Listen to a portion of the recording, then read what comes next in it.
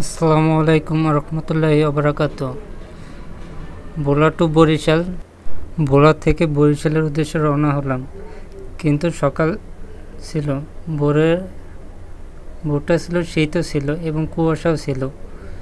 তো কুয়াশাটা এত বেশি ছিল না যে, কিন্তু এখানে নদীর ভিতরে বিপদও ছিল। যেমন আমরা দেখতে পাচ্ছি যে সামনে কতগুলো পাইপ ছিল, বালুর পাইপ। এই বালুর পাইপের কারণে অনেক স্পিড বোট বা জাহাজ এগুলোতে অসুবিধা হয়। যেমন আমাদের স্পিড বোটটা ঠিক, আমরা এখন কিছু করার নেই, আমাদের স্পিড বোটটা এই বালুর পাইপের উপর দিয়ে নিতে হবে।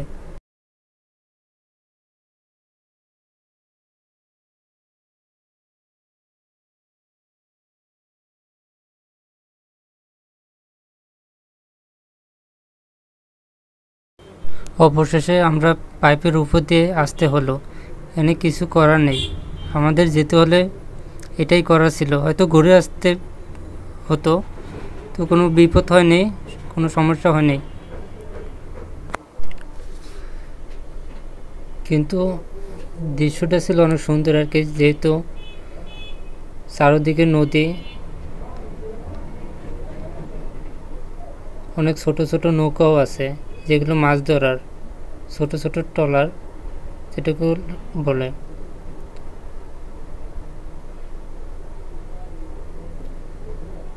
এখানে শুধু নদী আর নদী, কুল চিনে না, কুল দেখায় না। আর আমাদের এখানে যেতে অনেক সময় লাগে, কারণ বরিশাল যেতে হলে আপনাকে লঞ্চ করে যেতে পারবেন বা স্পিড বোটও যেতে পারবেন। তো স্পিড বোটে গেলে হয়তো রিস্ক নিয়ে যেতে হবে, কিন্তু যারা বরিশালের মানুষ তাদের জন্য এগুলো কোনো ব্যাপারই না, যেহেতু বরিশালে বিভিন্ন ধরনের খাল, বিল, নদী, নালা আছে, এর জন্য তাদের এত কষ্ট হয় না। তার ওই ছোটোবেলা থেকেই, হ্যাঁ, এটা যারা ভোলা থাকে তারা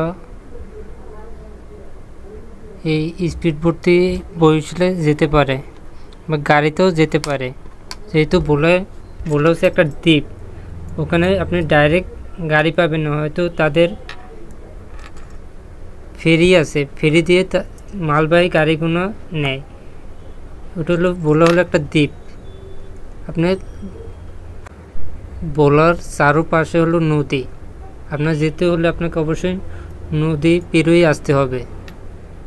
তো আমরাও বেশি না, আমরাও কাছাকাছি চলে আসছে, তো অত দূরও না। এই যে আমার সামনে একটা ফেরি, এই ফেরি দিয়ে তাদের যে ভোলার যে গাড়ি সেগুলো নিয়ে যায়, যেখানে ট্রাক হতে পারে, বাস হতে পারে, যে মালবাহী গাড়িগুলো আছে সেগুলো নিয়ে যাওয়া হয় এই ফেরি দিয়ে।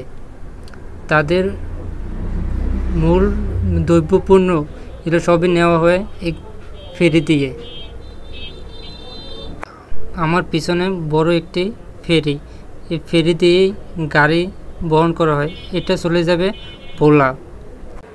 ভোলা থেকে বাংলাদেশের যে কোনো প্রান্ত থেকে মাল আসা যাওয়া করে। এবং আমার ভিডিও যারা যারা দেখছেন অবশ্যই লাইক, সাবস্ক্রাইব করবেন।